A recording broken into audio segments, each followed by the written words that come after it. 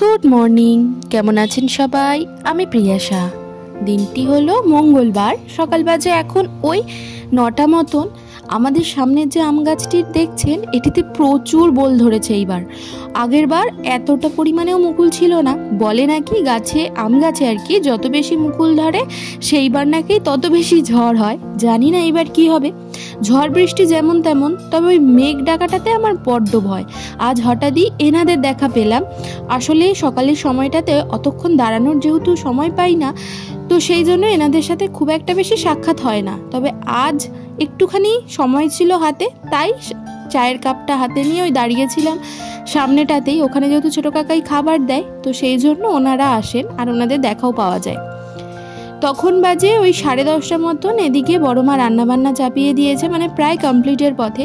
তার কারণ হচ্ছে বড় মা আজ একটু বেরোবে না। বড় মা অন্যান্যবার একা বেরোয় না, আমিও যাই সাথে, তবে এবার নিরুপায়। তবে এদিকে কি রান্না হচ্ছে একবার বলি। বাবা দিয়ে গেছিল বাটা মাছ, তো সেই বাটা মাছগুলোই ভাজা হচ্ছে। আসলে পুকুর থেকে মাছ ধরা হয়েছিল। আর এদিকে উচ্ছে কুমড়ো ভাজা হচ্ছে, ভেন্ডি চচ্চড়ি হয়ে গেছে, মিষ্টি আলু ভাজা আর ডাল। তো বড় মা রান্নাবান্নাটা সেরে রেখেই যাবে বলে ঠিক করেছে, তাই জন্য আর কি প্রায় রান্নাবান্না কমপ্লিট। অনেকক্ষণই বসিয়ে দিয়েছে। কর্তামশাইয়ের কলেজ ছিল, তো কর্তামশাই তো কলেজ বেরিয়ে গেছে। আর এই দিকে না আমার শীতের জামা কাপড় তোলা প্রায় কমপ্লিট। কয়েকটাই ছিল যেগুলো কেচে দিয়েছিলাম গতকালকে, আজকে আরেকবার শুকোতে দিয়েছি রোদ্দুরে। সেই বলেছিলাম না 2 কিলো মতো কুল আনিয়েছি কাকাইকে দিয়ে, সেগুলোকে কিন্তু এখনও রোদ্দুর খাওয়াচ্ছি।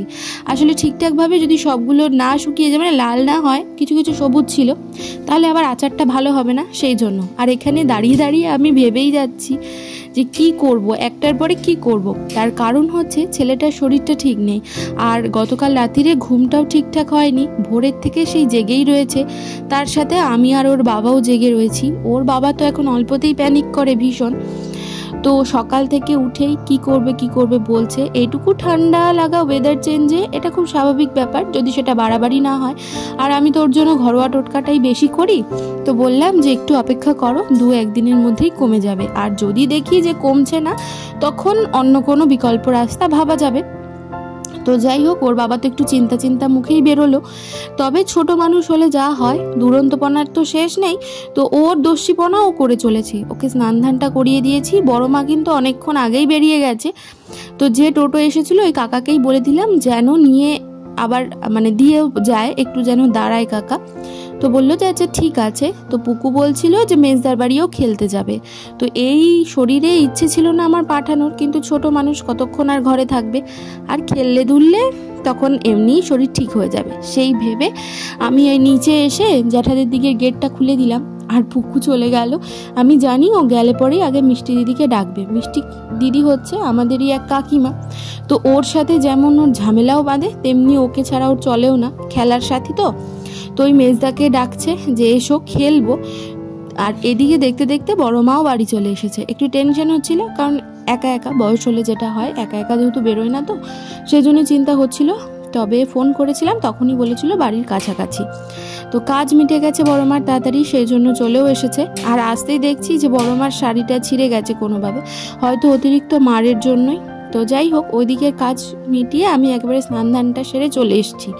আজকে আমাদের একটা আবার কালী পুজোর বাড়ি নেমন্ত্রণ আছে, তো সেখানেই আবার যেতে হবে বিকেলবেলায়।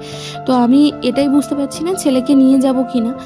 তো পরে ভাবলাম যে না, আজকে আর নিয়ে যাব না, কারণ ওর যেহেতু শরীরটাও ঠিক নেই। আর বড় মা বললো যে তুই খাইয়ে দাইয়ে আমার কাছে রেখে যাস। ওয়েদারটা না বড্ড বাজে, রাত্রির দিক হলে আবার ঠান্ডা ঠান্ডা, সেই জন্য আর নিয়ে যাব না ভেবেছি। তবে সন্ধেবেলা হতে আমি আর বড় মা ছেলেকে নিয়ে একটু বেরিয়েছি।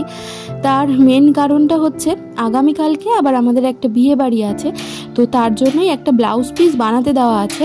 সেটাই বৌদি বলল হয়ে গেছে আমাদের পাড়ার মধ্যেই, তো সেখানেই যাব আনতে। আর বড় মা বললো যে বড় মার কিছু টুকিটাকি দরকার আছে দোকানে, তো একবারে সেরে আসবে।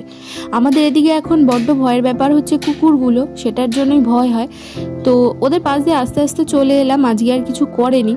যে কোনো মানে ওই রাস্তার মোড়ে মোড়ে না এদের প্রচুর জটলা হয়, কারণে অকারণে চেনা লোক দেখলেও চেঁচায়, জানি না কেন। যাই হোক, ব্লাউজটা নিয়ে আমরা প্রায় দোকানের কাছাকাছি এসে গেছি।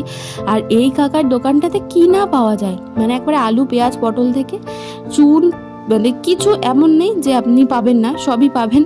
তো এখানেই এসেছি, আর এখান থেকে জিনিস নিয়ে আবার পাশে কাকার দোকানে এসেছি। এই দোকানটা কাকা নতুন করেছে, এখনও পর্যন্ত সব পাওয়া যায় না, তবে যেটুকু পাওয়া যায় ওখান থেকে আবার যা পাওয়া যায় সেইটুকু নিয়ে আমরা বাড়ির পথে আসছি। আমরা আবার বেরোবো ওই 8:30 9টা নাগাদ। কর্তামশায় যাওয়ার ইচ্ছে ছিল না, কিন্তু যেহেতু ছোটো কাকার শরীরটা খুব একটা ভালো না, তো আমি বললাম যে চলো, কাকাও যাবে তো একসাথে গিয়ে ঘুরে আসি। তো বললো যে আচ্ছা ঠিক আছে। তো এই ভেবেই সন্ধেবেলা এসে আগে পুকুকে একটু পড়তে বসালাম, কারণ এই সব থেকে বড় কথা কি পড়লো কি লিখলো পরের কথা, কিন্তু এই অভ্যেসটা না থাকলে না পরের বেলাটাতে আর পড়তে বসতে চায় না। তো এসে ওই কোনো রকম চাই যে এইগুলোই লেখালাম। ওইটা ও লিখতে সব থেকে ভালোবাসে আর কি, ABCDটা, অওয়াটা তার মধ্যে একদমই লিখতে চায় না। তখন বাজে 9টা 15 মতন, কর্তামশাইয়ের আসতে একটু দেরিই হয়েছে। তো আমরা সবাই বলতে আমরা 3 জন মিলে বেরোলাম, ওই যে 2টো বাড়ির পরে লাইট জ্বলছে ওই বাড়িটাতেই, একদমই 2টো বাড়ির পরে। তো এই যে চলে এসেছি, প্রচুর ভিড়, আমাদের যেহেতু আসতে প্রায় 9টা 15 20 হয়ে গেছে না, তো লোকের ভিড়ও প্রচুর। আর এই বাড়িতে মানে অনেক লোক নিমন্ত্রিত থাকে, সেই জন্য আমি সামনেটায় গিয়ে মায়ের মুখটাও ঠিক করে যে ভিডিও করব সেটা করতে পারলাম না। এই উঁচুটাতে দাঁড়িয়ে খানিকটা ভিডিও করলাম, ওইটুকুই আর কি। তো যাই হোক, খাওয়ার ওদিকে যাওয়া যাচ্ছিল না, তো কর্তামশাই ওদিকে গিয়ে একটু লাইন রেখেছে, যে দাঁড়িয়ে আছে বলে গেছিলো এই টেবিলটাতে, তো সেখানে এসেই এখন আমরা বসেছি। দুদিক মানে খাওয়ার জায়গা অনেকটা করেছে, তো অসুবিধা হচ্ছে না, কিছুক্ষণ দাঁড়ালেই জায়গা পাওয়া যাচ্ছে। খিচুড়ি তরকারি, বেগুনি, চাটনি, পায়েস এসবই ছিল। এখানে আবার অনুষ্ঠান হচ্ছে, ওই বাউল কীর্তন এগুলোই, সেটাই খানিকক্ষণ দাঁড়িয়ে দেখে বাড়ির পথে রওনা দিলাম। আর কর্তামশাই মার জন্য একটুখানি খিচুড়ি নিয়েছে, প্রসাদ তো অনেকেই নিয়ে যাচ্ছে বলে পড়ে। আর বড় মা সত্যি কথা, শ্বশুরমশাই চলে যাবার পরে উনি কোনো অনুষ্ঠানেই যায় না, সেটা ছোট হোক বা বড়। তো যাই হোক, বলেছিলাম উনি যায়নি। তো প্রত্যেকেরই একটা মানসিক স্থিতি থাকে, তো এই জন্য আমি খুব বেশি জোর করি না যে কারো মানে মনের বিরুদ্ধে গিয়ে কোনো কিছু করা। এটা আবার আমারও নিজেরও অপছন্দ, আর আমি করতেও পছন্দ করি না, আমার সাথে কেউ করুক সেটাও চাই না। তো সেই জন্যই আর কি যায়নি দেখে কর্তামশাই একটুখানি পার্সেল নিয়ে এসেছে খিচুড়ি তরকারি। তো বড় মার জন্য আমি রুটি করে গেছিলাম, তবে বড় মা খিচুড়ি তরকারিটাই খেলো, রুটিগুলো আগামীকাল খাওয়া হয়ে যাবে। ছেলে ঘুমিয়েছে আর প্রচণ্ড দুষ্টুমি করছিল, আমরা আসার পরেই ঘুমিয়েছে। ইদানিং ও ঘুমোতে বেশ লেট করে, 11:15 বাজে। তখন আমি আমন্ডগুলো ভেজাতে ভুলে গেছিলাম, তাই কর্তামশাইকে বললাম একটু যেন ভিজিয়ে দেয়। ওইদিকে বেশ কিছু জামা কাপড় রেখেছি পুকুর, যেগুলো গরমের, শীতের জামা কাপড়গুলো তুলবো, এগুলোকে কালকে ব্যবস্থা করব। আর ওদিকে টেবিলটাও অগোছালো আছে, সেটাকেও পরিষ্কার করব, তবে আগামীকালকে। ওর যে কভারটা সেটা আমি ধুয়ে দিয়েছি।